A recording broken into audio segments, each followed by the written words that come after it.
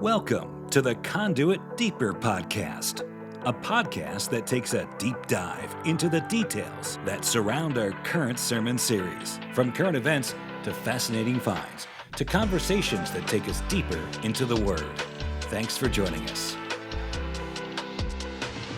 Welcome to the Deeper Podcast. My name is Mo, executive pastor at Conduit Church, joined with our lead pastor on this, the 11th day of September, 2024, which means it's September 11th. Yeah. And every time you say September 11th, at least for me, like I remember vividly where I was. Which was? I was in Dayton, Ohio. Huh? It was my first job. I was a web designer, website designer, graphic designing websites in a cubicle, downtown Dayton, Ohio, in an office. What were you in those days? What were you designing websites with? Like Microsoft Front Page? Like It would have been a Mac product. It would have been a Premiere Design maybe, or oh gosh, what was it called? Dreamweaver. Oh, I remember Dreamweaver. Also a very excellent song. Dreamweaver, yeah. So you're at work. So you would have been at work by this point. You're on Eastern time. Eastern time, a little after 9 o'clock in the morning, just getting going. And my buddy, one of my good friends, was in the cubicle next to me, and he said, "Man, that's odd. I just got an update." He was scrolling through morning news on CNN.com. I don't know why I remember this detail. Probably because this really tragic and traumatic event happened. He was scrolling through, checking on morning news, and he said, "Hey, it looks like he didn't know, and nobody could tell. He's like, a prop plane just crashed into the." Yeah, that was the first report I heard too. Plane. It was the tower. It was one of the first things that I can remember at least in my adult life, that it was literally unfolding in real time on live television, and the fact that it was in New York, where all the Today Show, all those morning shows were all originate from there. So they're just running cameras down there and just information fog of war style. Well, so I can hear like chatter in the background because I had headphones on. I was jamming out to POD because POD had just released an album that day. Youth of the Nation. It was Satellite. Yeah. A Satellite album, September 11th, 2001. So I'm like rocking out on this thing. And so he stands up over the cubicle and he's like waving his arms like, "Get over here." And so we're like reading about it online. And so then our boss had us go down the hall and grab like one of those TVs on the rollers, back in the early 2000s before there was TV on a roller, a TV on the wall. It's like you're at the library, pretty much in middle school. Yeah, we had to go down to the media room and roll in a TV that we turned on, VCR attached to it. And absolutely, and watched the local news or national news, and so we saw what was going on. And then he sent us home because there was so much happening so quickly, and everybody was getting scared pretty fast that he sent us home. So I remember going home to see my wife Jennifer, and at the time she was pregnant. She was. She was pregnant with number 2, but number 1, Micah, was 5 months old. You got after it pretty quick after Micah was born, right? Yeah, that's my bad. And so here we are, like something's happening. Are we about to get into a world war? We've got babies. We've got, like, my wife's scared, and we lived right down the road from Wright-Patterson Air Force Base in Dayton, Ohio. And we heard sonic booms. Oh, because they were deploying jets. And I didn't know what that was. And we lived so close to the Air Force Base that a sonic boom literally rattled my entire house. Pictures fell off the wall, crashed. All of our neighbors walked outside at the same time, like something out of a movie. Right. Outside into the street and looked up in the sky to figure out, did we just get attacked as well? But there was multiple sonic booms from jets scrambling. Fascinating. Heading to Cleveland, because if you remember, there was another plane in Cleveland, one of them that crashed into the ground. Right. They brought down. So anyways, that whole day was so wild, man. 24 years ago. Wait, no. 23. 23 years ago. The 23rd anniversary. Man, I was at a stoplight, but I was also actively engaged in my good friend's and former client, Tammy Trent. Her and her husband, Trent, Her actual fun fact, last name is Lenderink, Trent Lenderink, but she went with Tammy Trent. I remember Tammy Trent. But her husband they'd been on their annual Jamaica vacation, and he had died on September 10th in a unbelievable accident. Story. And it was a diving accident, right? Uh-huh. Yeah, I mean, the dude was like Ken doll. Like, if you were to carve a perfect human out of stone and breathe life into him, his name would have been Trent. He was so good looking, it made me angry. But he was a diving accident, and she didn't. I think by the 11th, I think they'd found his body, but it was on the 10th, and people were scrambling trying to get to Jamaica to be there. In fact, wow, an artist named Pam Thumb that most people wouldn't remember, but looked like Pocahontas, but one of my clients as well. She was trying to get down there. Trent's dad did make it one of the last flights out of the United States, and so now they've got. It was a wild day because Trent is gone. They're stuck in Jamaica. They can't get out. And if you die in a foreign country anyway, it takes extra of everything just because it's trying to get a body out. So Tammy's down there by herself with her father-in-law. We're scrambling, trying to figure out our side. And then meanwhile, the world is falling apart. It was just a very weird, mix of everything that day. And Lauren was 6 days old. Mm-hmm. Shannon was dropping off the kids at Christ Church Mother's Day Out program. And I called her on my flip phone Motorola. No, I had a BlackBerry. She would have had the Motorola. And just said, hey, babe, why don't you turn around and go home? I don't know what's going on. Let's get back to the house. And so we didn't have we had a little office over off Virginia Way, but we didn't have like a TV to roll in. What I don't know is where it came from. We had like a little black and white television with like antennas. So I remember I don't know why we would have done that, but like it was like in the window so we could try to get a signal. But what I'm trying to figure out is why we weren't doing it on the internet, because we had the internet, but for some reason we were trying to watch it on TV. I mean, in 2001, nobody was streaming. Nobody was streaming anything. That's true. There wasn't. That's fair. It wasn't Twitter, but there was like CNN.com. But there were no Drudge Report. But there weren't videos or like. There weren't even videos on the internet at that point. Like not on like a website. Yeah, that's a good point. I guess you're probably right. I mean, there was no streaming live anything at that point. That was. Yeah, those because I do remember flipping between networks once I got home, trying to figure out like who was reporting what, and it was Wow. But 23 years ago. Yeah, and it's a whole other podcast if we wanted to really talk about what all took place that day, because. I've got all kinds of thoughts around that day and the kind of how it opened my eyes to a lot of things in the world. But today's not that podcast. Nope. But also on a similar line of thought here, the presidential debate was last night between former President Donald Trump and current Vice President Kamala Harris in Philadelphia, hosted by ABC News. We all should have known better, but it was an absolute train wreck. You could look at it objectively, I believe. I mean, I always try to look at things objectively. I try to default to being objective to things, but it was a 3-on-1 full court press. Yeah, 2 moderators. Kamala Harris against Donald J. Trump, and it ended up being a waste of my time, if I'm being honest. Yeah, it's an hour of your life you're not getting back. 90 minutes. It was a 90-minute time suck that was just, it was awful in every stretch of the imagination. I was texting with some friends because everybody was excited about what could happen. And it just spiraled so fast within the first about 10 minutes. So, fortunately, I spent that hour and a half with my wife. She'd been out of town, so she was getting back. And it was wisdom. Yeah, I made the mature married decision, which was I really should be with my wife. Yeah.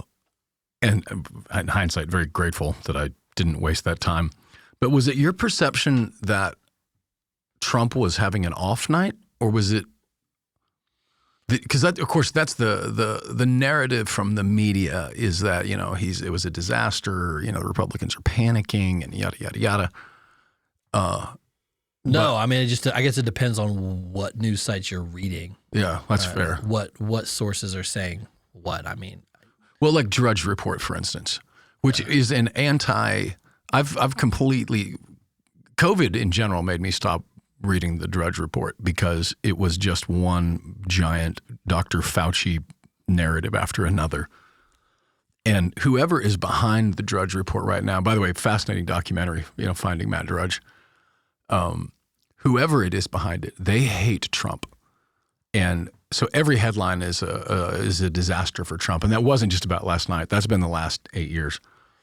But it felt to me, the clips that I've seen after, that he's had better performances, but that it was, like you said, 3-on-1. They're not fact-checking Kamala. They're not asking her the questions they should be asking.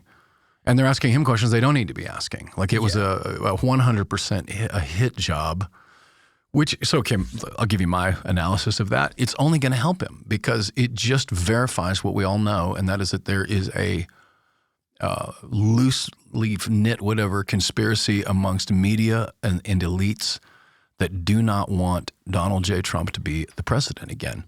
And so much that they're not journalists anymore, they're just activists. They're not even hiding their bias towards it. No, if there was one thing that was absolutely true, there was no hiding for a second the bias of ABC News and the moderators. In fact, the ABC News, the head of ABC News is Dana Walden, and her husband and Kamala's husband are best friends. Of course they are. They seriously? Yeah. So Kamala introduced Dana's husband to her like 30 years ago. They're best friends. So the head of ABC, who selected not only the questions but the moderators, is best friends with the Harris family, and which all that came out this morning. Like, wait a minute. So, anyways, I guess for me, there was nothing in that Kamala Harris could have said that would have swayed me to vote, So in a weird way, it's a waste of everybody's time anyway. But what was not a waste of my time was one more reminder that there is a group of people that have made a decision about who should and should not be the president of the United States, and they'll do anything it takes to make it happen. So all that does to someone like me is cement me to do anything I can to keep those kinds of people out of power. Now, I'm just one guy. I'm one vote. That's it. But there's no way I'm going to vote for, which is why I think you see people like Joe Rogan, Chris Willix, Eric Weinstein, like people that are maybe wouldn't have engaged in any of these kind of conversations before. They're watching the DNC right now and going, we don't want that. Whatever else the threat to democracy is, that is a threat to democracy. Well, they did it with their own party member. I mean, they kicked RFK to the curb. Right. So, I mean, that in of itself was like showing their cards. Yeah, right. I mean, they didn't even give him a chance at it. And you could go reverse engineer all the way back to Hillary Clinton's days when Bernie Sanders was crushing it, and True. It turns out in those debates that, Donna Brazil, the head of the DNC, was feeding the questions to Hillary Clinton ahead of time before the debate. Of course, she's back being a pundit again, getting paid because there's no punishment for that. But the DNC has made decisions of who gets to be in charge, and they drive that conversation. Because the truth is, I wouldn't vote for Bernie Sanders either, but the guy got screwed. He could have won 2016. If it had been Trump versus Bernie, thank God.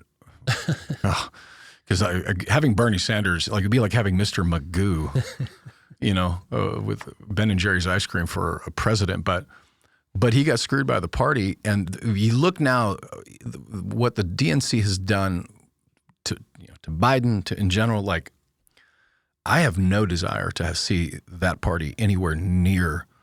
It's such a weird reversal of fortunes where the Republicans had been considered the parties of the elite all these years, and that was sort of the thing that they threw against it, and the Democrats were part of the, the working class, and now it's literally the exact flip reverse of that. You've got university presidents, media elites making these decisions, and people that live in Ohio going, they don't speak for me. They're not talking to me.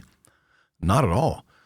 Yeah. And they don't seem to know that. At the DNC level, they don't seem to know that. Yeah, speaking of Ohio, Springfield, Ohio has been in the news this week, came up last night in the debate in regards to 20,000 Haitian immigrants have found themselves living in Springfield, Ohio, which is wild to me because Springfield is literally the back door of my hometown. Yeah, how far, like, say... 20 minutes. 20 minutes. So it'd be like from here to like Brentwood from where we live. Absolutely. Yeah. Right up the road. I've got friends that live in Springfield. My brother lives probably 15 minutes down the road from the nearest, Springfield exit off the highway there. And it's just Haiti's getting some bad press right now. And so, us having some close relationships and friends in Haiti. Yeah. I want to make sure that that we can talk about this. I think especially you have a kind of a front row seat and can speak to some of this intelligently as to the people of Haiti, and also what is going on with 20,000 Haitians being dropped into middle Ohio. Well, what I can't figure out is 20,000 is a lot. That is a lot. We were talking earlier that to get 200 kids to church camp took 4 buses. We're talking orders of magnitude of transportation. So I'm wondering how they got there, who took them there, and where are they staying? 20,000 people. That's the city that was, the city, quote unquote, that I would go to when I was younger to go shopping, Hastings, Nebraska. That's 20,000 people. I think Columbia is probably 20. That's just a lot of people. So I'm wondering, is it an accurate number? And where are they? Are they in a football field somewhere? They've given them. I think everybody's playing catch up to this because this has made news with just in the past several days. From what I'm reading, they're getting $1,500 a month in. Welfare checks or whatever, but they're given a stipend of $3,000 a month for rent. Who gives that to them? Federal Gotcha. money. So they've got rent money, and now are there enough apartments or whatever in Springfield, Ohio, to house an influx of 20,000 people? So one of the talking points with this is that landlords are, because most homes in Springfield. Springfield is a blue collar town. It is how can I say this? It's not necessarily a nice part of town. Yeah, it's run down. It's old. It's an old farm town that has some older factories in there. So you would be hard pressed to find a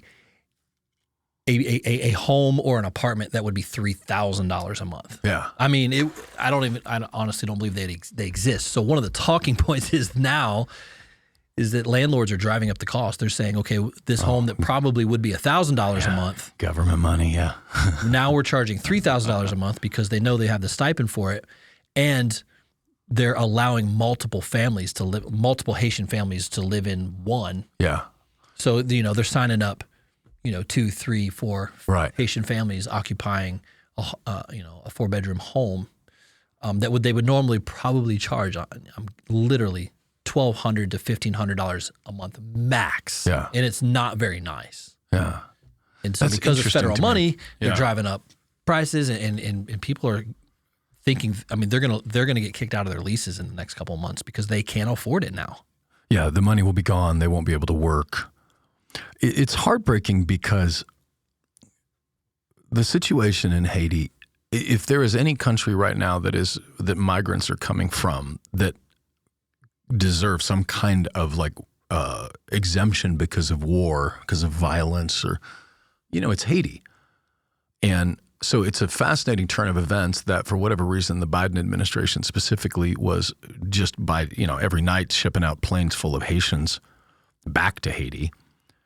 And at the same time, because there's no coordination, there's no plan with this, it actually is, you're not helping the Haitians and you're not helping the people of Springfield.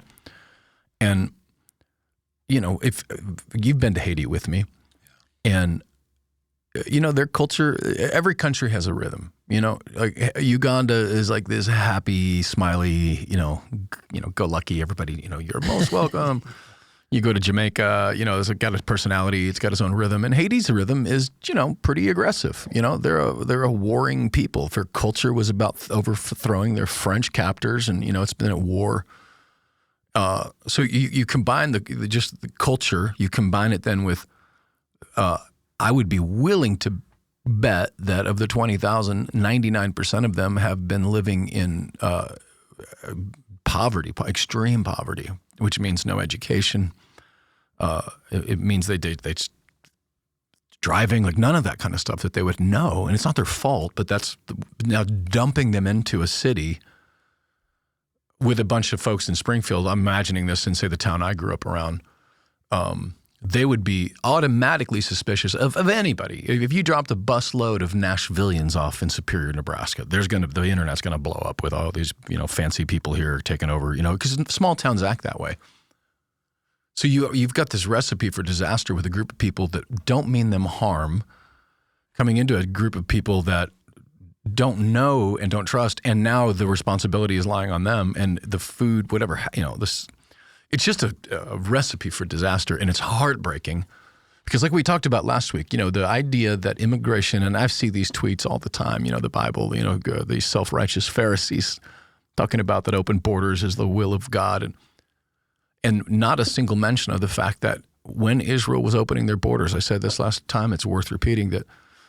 At some point I'm going to write this out, I guess, but there's 7 different things when you go through the Old Testament that when God commanded Israel with when it came to the immigrant, the refugee, that they were to do. You learn the language. You learn the culture. You don't bring your religion with you. There were things. It wasn't Israel didn't just open the door and let the Amalekites come in and welcome them in.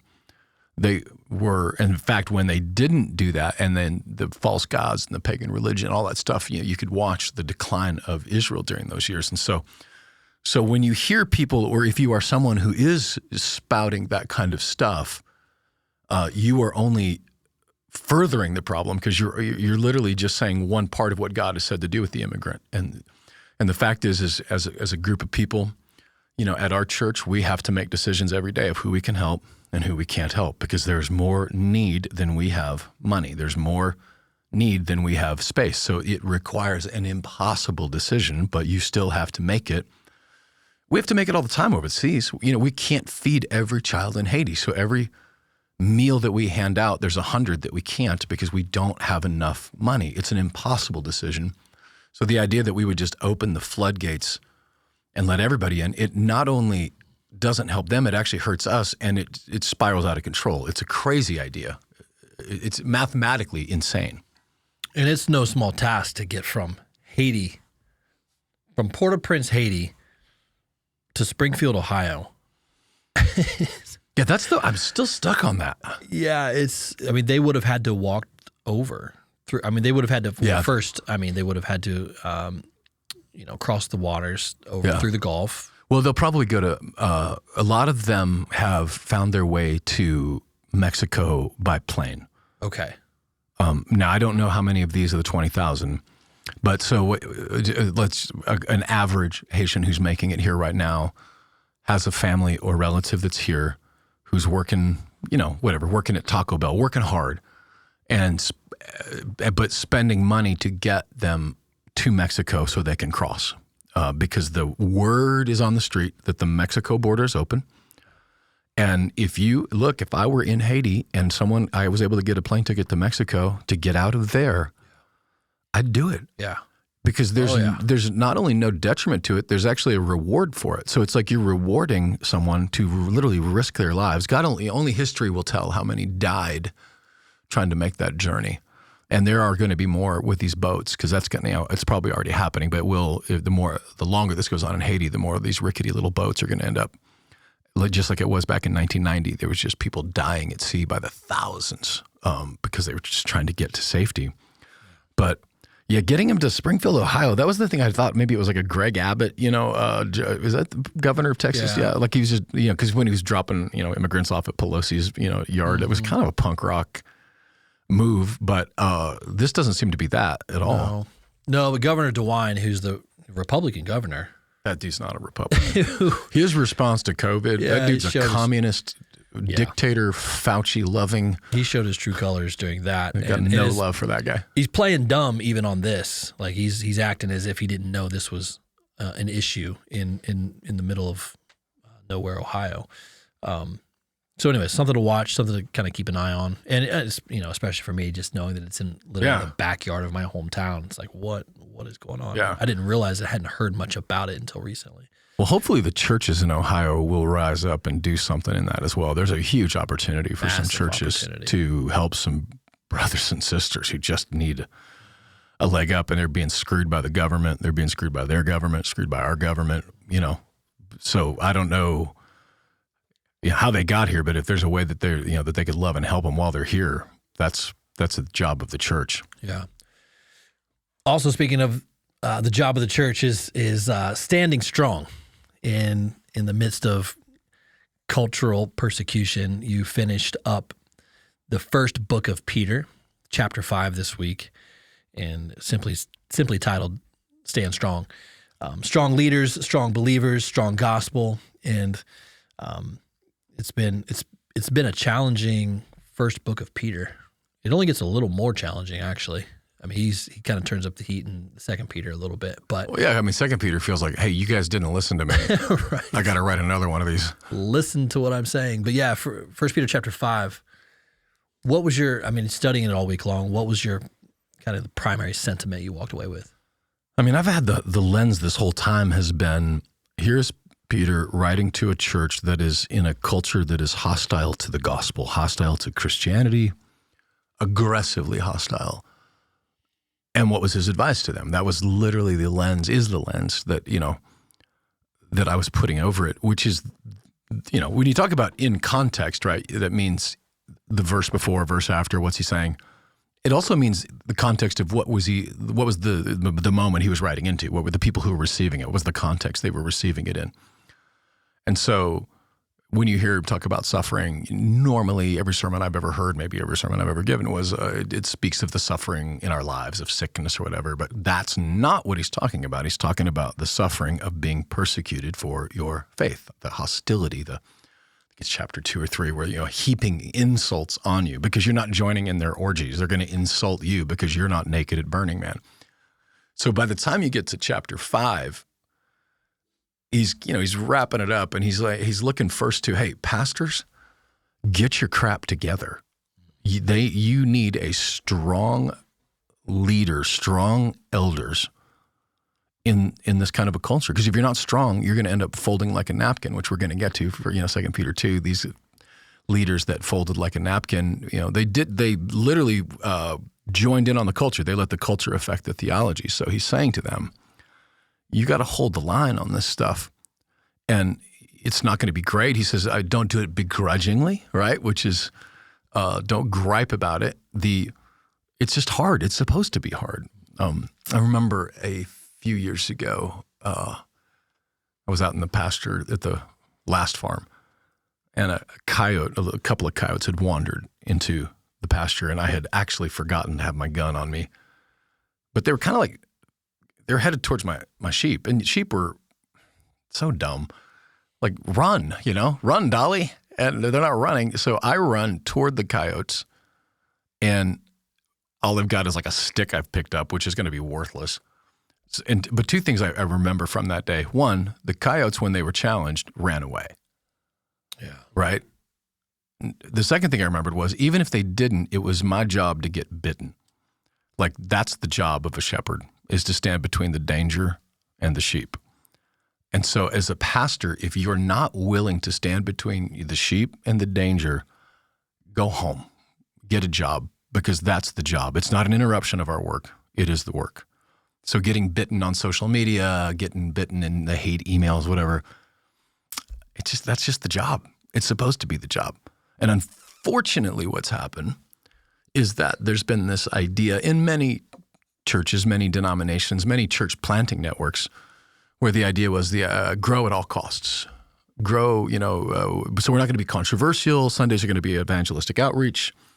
And we don't want to say anything controversial because we want to reach as many people as possible. Sounds good on paper. But what's ended up resulting is that things that are not political issues like sexuality, and I'm talking hetero or homo or whatever pano thing they come up with next, all of that is we got to talk about that stuff. But because we haven't, I literally just had a conversation yesterday. I told you about it. A pastor friend who is he's a strong leader, but he comes from that world where we don't want to be controversial because we want to reach people. And I know how he feels because I speak to him all the time. I know where he stands. He stands exactly where we do. But he found himself in a situation where he's got, two problems that are hitting him at the same time. One is there is a leadership thing that he is starting, a leadership course, and he has a girl that thinks she's a guy. She's been doing the hormones, the puberty blockers, surgeries. She got a beard, married to a woman with a baby, and she is signed up for their leadership class. And wow, because she's never said anything about it or never really dealt with it. Like now they got to unring a bell because obviously they're going to deal with it now. But this young woman didn't know. She's been discipled by the culture and not by the church. So this is brand new information to her, and it's causing an enormous amount of controversy and drama in their lives. And at the same time, they had somebody on their staff that was very excited to announce that we're how much easier life is because I moved in with my fiance, and again, obviously didn't know because he's announcing it at small group as a win, like it's testimony time. Wow. And this is not a slight against my friend. It's a slight against a system that we were sold that is not going to get us through the future. We have to be strong. We have to explain the truth boldly, clearly, and unapologetically. I think the word that you said in there that drives me crazy, makes me the most frustrated, is the word controversial. Yeah. Yeah. We're afraid to speak the truth. Like, the truth is the controversy. Like, why are we avoiding speaking the truth? Because we're afraid the truth will offend, because we're afraid the truth will be disagreeable, because we're afraid the truth will be viewed as adversarial. That was all Jesus ever did, was speak the truth and poke and prod and make people squirmish. And I think that's what's frustrating, is that these bold truths, that these unapologetic truths are viewed as controversial. Yeah, because it's not controversial, right? It's it's gonna cause people to heap insults upon you. That's what Peter said. He promised it. That's what Jesus said. They hated me, they're gonna hate you. Get over it. It's just part of the job. That if you are living in a world that is literally propped up on lies, that when you speak the truth, it's an act of revolution. And the one controlling the lie isn't going to go easy on that. And so, I think what has been interesting to me is I'd always envisioned the persecution is about, they hate because I'm preaching Jesus. And yes, some of that. But it's more, which is what 1 Peter is teaching us, is that we, chapter 2, you didn't join in on their orgies, their debauchery, their fallen world. And so because of that, they heaped insults on you. And that's exactly because I'm not joining in on the delusion. I'm not going to celebrate a woman thinking that she's a man and ruining her life permanently with surgery and with hormone blockers. I'm not going to join that delusion. And if there's insults that come from that, then so be it. And we want to, it's like the tension is, we got to love our neighbors. In fact, I heard a pastor here in town, and his entire sermon last week, I won't say the names, was all about we have to accept people just the way they are. And I kept waiting for him to say, because he's even quoting Jesus and the woman at the well and how he just accepted her. And not a single mention of and go and sin no more. Right? You are forgiven and go and sin no more. Didn't finish the thought, didn't finish the teaching. No, because the idea is that accepting means and I don't want to put words in the guy's mouth. That's why I'm not going to say his name, because I don't want to put words in his mouth. I just, because I've said incomplete thoughts on Sunday, so maybe, I don't know, maybe he just missed it. Fair. But accepting, loving is one thing, and destroying the arguments, tearing them down, 2 Corinthians 10:5, destroying the arguments that are holding people hostage, that's also love. Love means accepting, and love means destroying the arguments that are holding people hostage. And by not speaking that stuff, not only do we keep people in hostage mode, it perpetuates it to the point now where you literally, I thought, that the world we grew up in, like, if you were being naughty with your girlfriend, like, we knew it was wrong. We would hide it. We would be ashamed of it. We would, we felt guilt for it. But the culture now has switched to the world where, in fact, this pastor I was talking about yesterday, he was, their church is literally across the street from a middle school, huge middle school. And one of his staff, people, whatever, teachers, saying that almost 50% of the kids now in the middle school claim to be bisexual, which is an insane. But that's 50%, 50. Yeah, which is but the culture is just saying, be whatever you want to be. That's what the culture's saying. And if you've never been told, hey, first of all, you're not, and second of all, like, it's a destructive thing in your life. Like, if they've never been told that by the time they're an adult, you could avoid so much heartache. Because again, I could have avoided heartache if I would have just listened to, the truth to begin with and not done dumb things in high school and college. But at least there's a moment of repentance where I could change and turn around.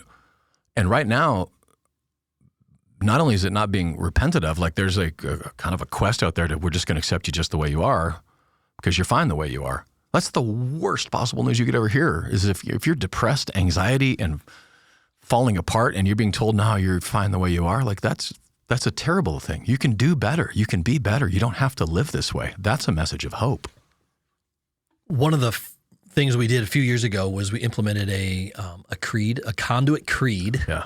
That just outlines basically all of our theology and basic biblical ethics, morality. Yeah. For all of our staff to sign, anyone that would have a microphone that would be teaching on a Sunday or on a Wednesday, or a small group leader that has influence. Yeah, positions of influence. Yeah, we would have them, make sure that they would read through that and understand that we're all on the same page. By reading this and signing this document, you understand these basic biblical principles that we adhere to as a church body. Yeah, that has saved us from so many instances of it going sideways. Yeah, which it almost happened. It's been years ago where we had a teacher, a small group leader, that was entertaining the thoughts of one of their small group students that was struggling with sexuality. Yeah. And they started to kind of go down that road of affirming it. Yeah. Exploring. Yeah. And thankfully, we were able to kind of intercede there and kind of catch that conversation early. Yeah. But it's super important for churches and their staff and their leaders, and that they're all on the same page, that they understand that they're speaking these truths from the outset, and that we're discipling our students, our leaders, our teachers to do the same. Yeah, because a strong leader, right, is going to create strong believers. And if you've got a weak leader anywhere in the mix, imagine if I'm sending my kid to a youth group, and my kid is seen on TikTok that, they can be a boy or a girl or be whatever they want. And then I've got a youth leader speaking into their life, encouraging them to explore that. Like, that's a core betrayal of a church. And for us, thank God we did it. We spent a lot of time writing it out. Is it online? It is. Yeah. Because we didn't want to hide it either. But it's, and for one of the things you got to say is that if you're going to be a leader, if you're going to have a voice, if you're going to have an influence on our church, we believe, and I need to know that you believe, that marriage is between one naturally born, which we had to put naturally born male. The language. Yeah, I'm like, naturally born man, naturally born woman. Yeah, like we had to put that in there, and we did, and we do it without apology to it, because that's The Bible is our code. And by the way, that's also nature in general. That's how, if the Bible is true, then it's going to be true in nature, and it is true in nature. I've got 2 dogs, and none of them think they're boys. They're both girls. That's how they seem to be quite content with that. They're not having an existential crisis with it. But we've asked our leaders, ask anyone who has influence, because we would say, look, and it's true, it's coming for all of us in our churches. I want to be ready for those. I mean, I'm part of a group chat right now with some pastors, and there's a guy up in Michigan who's got a guy in his church that was living as a woman for 10 years. He's repented. He's dressing, like a guy again. But, he did some things to his body that are not doable, whatever the word is. They're irretrievably broken. But we got to love a guy like that. And he has an interesting opportunity, which he does. He's got a ministry right now with reaching out to other men and, helping them. But being ready for that, but it is that's the key tension, is to love and accept and challenge and tear down arguments. They are not incongruent. And that's what Peter, he tells us how to do it humbly. Yeah, I mean, that's the first part of chapter 5. I mean, the second verse, shepherd the flock of God that is among you, exercising oversight, not under compulsion, but willingly as God would have you, not for shameful gain, but eagerly, not domineering over those in your charge, but being examples to the flock. He's exhorting the leaders, the shepherds, to protect. Yeah, live that way. And when he gets to the next step, the believers in the church, he starts talking about God opposes the proud, right? Be humble with it. And one of the things that I felt like God convicted me of was there were times, and I said it from the pulpit, I think, I wish it didn't say this. I wish it didn't, because it'd be a whole lot easier if it was, God said, gay marriage was okay. And I've repented of that, because that is one of the most prideful things I could say, which is I know better than God. I'm sorry that he messed this up, but I'm going to go along with it. He knows how we were made. I am not apologizing for what God has designed, that he knows how we were made, why and so humility says, I'm not God.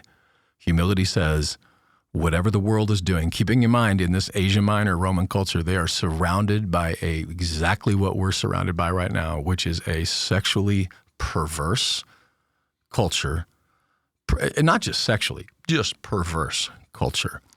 And he's saying to them, don't live like that. It's going to kill you. You got to stay strong. The pressure will feel mind-numbing.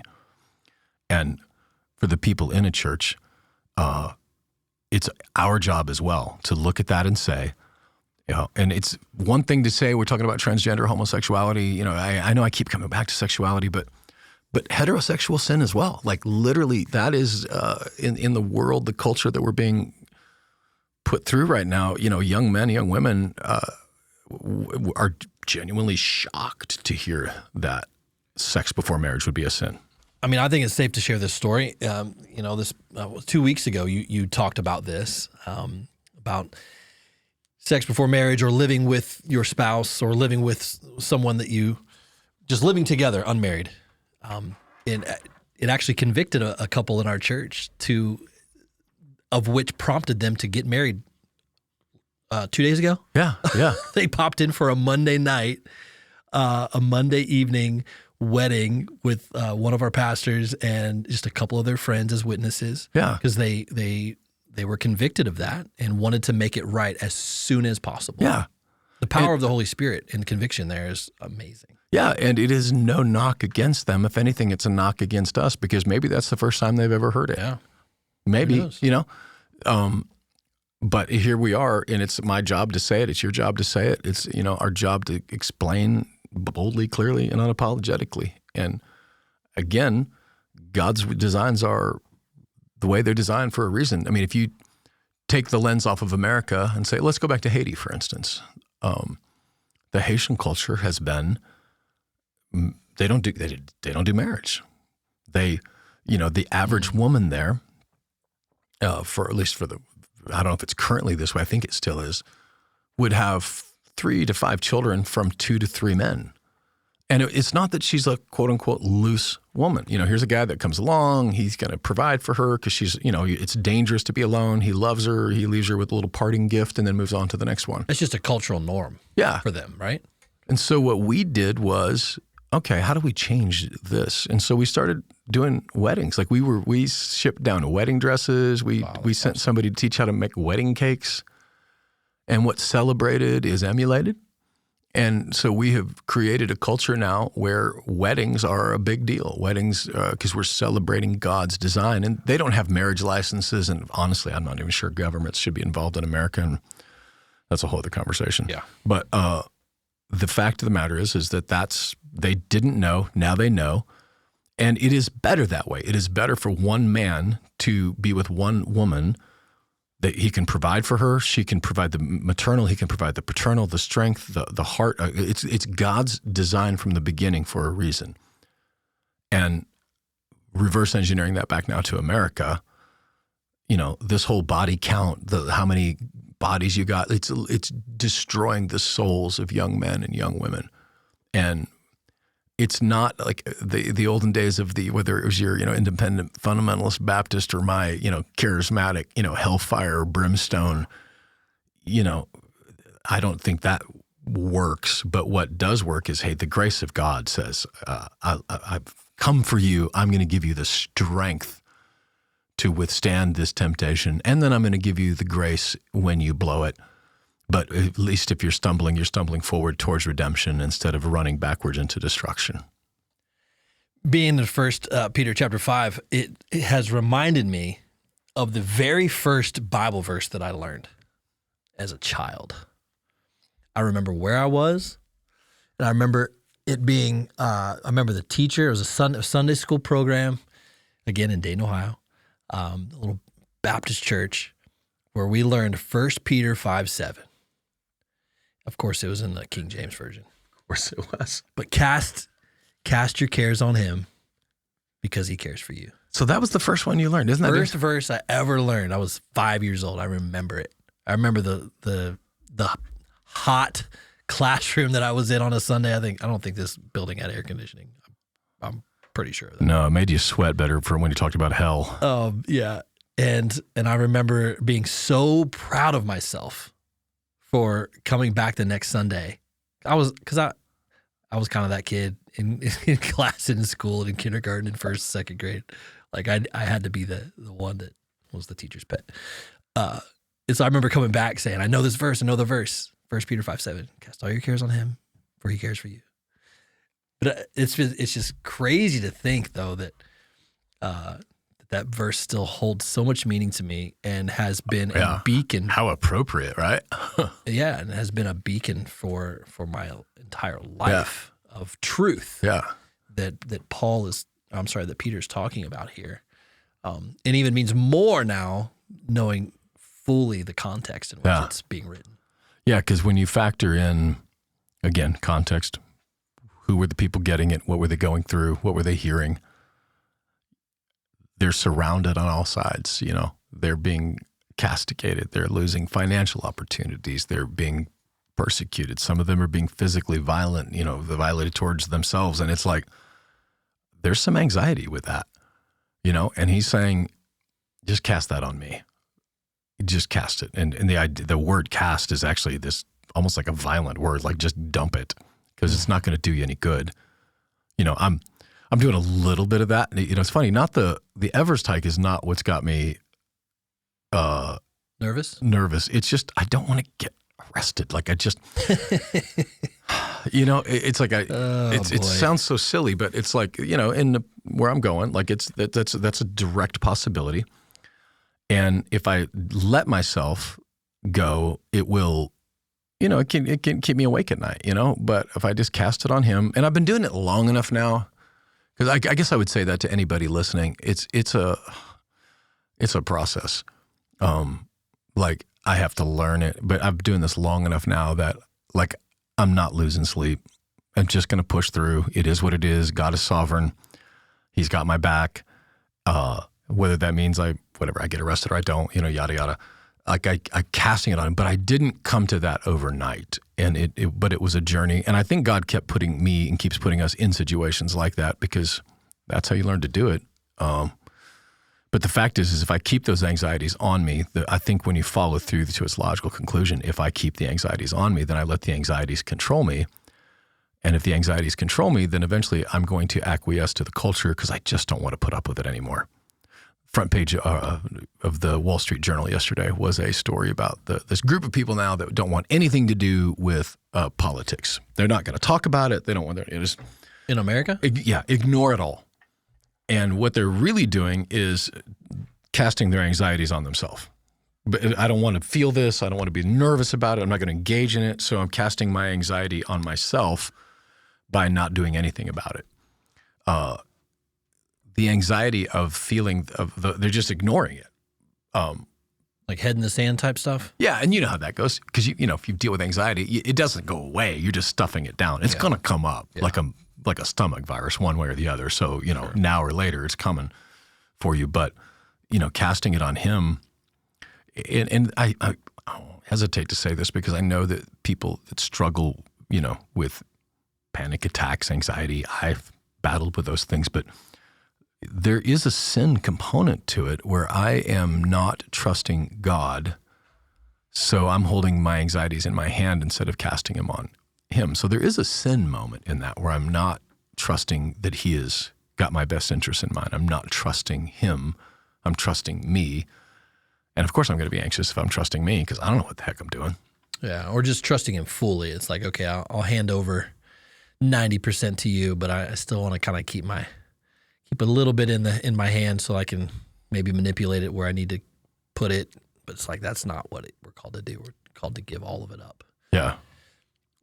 You do head to Nepal in 48 hours. You jump on a plane. Yep. How long is that flight? Ugh. That's multiple flights. That's the cast my anxieties on him. Well, it's far. I mean, it's 36 hours. Okay. Not all of it in a plane. So 36 hours or roughly however long, let's say 36 hours to Kathmandu. Yeah. From Kathmandu, what do you hop on a bus? Oh, I wish. No. So we land at Kathmandu at like 1 a.m. And I believe the current schedule is at 6 a.m. We get on a Yeti Airlines flight. Okay. And fly to Turlington. I can't say it right. So you hop on another plane. Yeah, and it's one of those like in the country planes. It's the kind of planes you're in an old plane when you get in the plane and it's got like the ashtray screwed shut, you know, because that's clearly from the 70s or 80s. These aren't the planes that have made the news recently, are they? Yeah, a little bit. Yeah, maybe don't Google or YouTube Nepali planes. No, just trust that God. You know. It was headline news about a month ago. Didn't quite make it. Yeah, so we'll do that, and then we'll be in a village for a few days doing a pastor's conference, and then we'll drive 6 hours. What are you in? It's not like you're in like a Land Rover or like how are you getting around? So the Nepali people are like diminutive. Like it's like you've walked into like a miniature everything. They're smaller. Yeah, no, they're very proportionate, but they're just tiny people. Yeah, like I could pick one up by the back of its neck, like it's like a little kitten. But they're just tiny. Can't say kitten anymore. Kitten, yes, true. But their vehicles are diminutive as well. Like you get into these cars, you're like, this looks like a toy. I can't believe it, that it's not battery powered, like a couple of D-cells. So I did ask Barendra, because I got Don Plotz going with me. Dude is 6'7". Oh, man. He could lay down in that van and his head would touch the back and his feet would touch. Actually, his feet would still go out the front window. So the average height, I looked it up. The average height of someone from Nepalian, for a man is 5'5", and for a woman is 5 foot flat. Yeah. Yeah, I'm a giant over there. They see you coming off the plane. It's when they see Don, I mean, they're going to think he is a Yeti. I'm ecstatic to look at this, to watch the look on their face, to see 6'7" Don Plotz come wandering in there. But yeah, so I did ask him to get us an extra one because they'll also cram everybody into like a couple of them, and so we'll have that. And they say it's 6 hours. It'll probably be 10 because it's going through the mountains, and then we'll do another little conference, but we'll also get to do the grand opening of the school while we're there too. This dedication of this new wing of the school and these kids, so that it makes it worth it. Because I kind of whine about it, but look, the pastors, the leaders that'll be there, they're going to have walked, they'll have ridden yaks, the hours, days to be there, and then sit on the floor because there's no furniture for 8 to 10 hours. Amazing. Just hungry for God's word, hungry for fellowship with each other, because most of them live in a little world where they don't see other Christians, they don't see other pastors. So, it's not a high price to pay when you think about what we're going to accomplish. Well, yeah, especially in the light of 1 Peter chapter 5, when he's talking about being strong. The 3 points that you had for Sunday were strong leaders, strong believers, and a strong gospel. And what you're describing is a strong gospel that compels people to come and want to learn more, so that they can teach the next generation that are willing to put up with pretty much anything to get to sit under the teaching of the word. Yeah. I mean, that is so so much the opposite of, dare I say, Western Christianity. Yeah.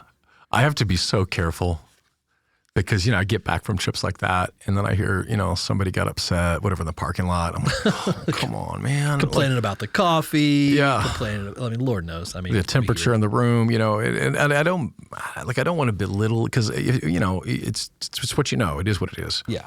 And at the same time, I kind of want to say, grow up. There's real problems in this world. So, but God has actually calmed me down quite a bit over the years. I used to come back and I would just be insufferable. Are you kidding me? You want to see a real problem? Right. It's like when I was growing up, there's kids starving in Africa. Well, then send it to them. I'm not hungry. You just don't know what you don't know. And so I have mercy and empathy, but we could, if you're listening to this and you pull into the parking lot on Sunday and you're bummed because it took a while to get in, maybe just chill out. There are people that are risking their lives to get to gather with the church. Maybe just calm down a little bit. Be humble. Yeah, don't be proud. Very good. Well, we're excited for you. We know we have. You should know that you have a host of people praying for you while you're gone. Oh yeah, for you, for your son Ethan, who's going with, and then obviously for Don, the team that's heading out. You have a whole church community, both here locally and abroad, that's listening to this, that will be praying for you over this next several weeks. So we're excited for you to get back and to hear the reports of everything that happened. That'll be fun to catch up when you get back. Yeah, I will be. And hopefully I'll be about 10 pounds even lighter when I get back. Wither away. Oh. Just a quick insight into next week's podcast. We had the opportunity to interview Dr. Jeremiah Johnston. And he's a bit of an expert on all things Shrouds of Turin. Yeah. And so that'll be coming up next week. We're excited to share that. I learned a lot by interviewing him today, and so some things in the mix over this next week. If you didn't get a chance to catch this past week's teaching of 1 Peter chapter 5, YouTube channel or wherever you listen to this podcast, just scroll back. You'll find it. Get caught up to where we are in this series. We are so grateful that you join us each and every week. Thank you for subscribing. Thank you for leaving that comment. Thank you for leaving that 4 or 5 star. Only 5 stars. Only 5 stars. I want people to be honest. But we'll take the 5 star. I mean, honestly, it's 5 stars. Honestly, it's 5 stars. And so, again, we're just appreciate that you guys tune in each and every week. We will see you again next week.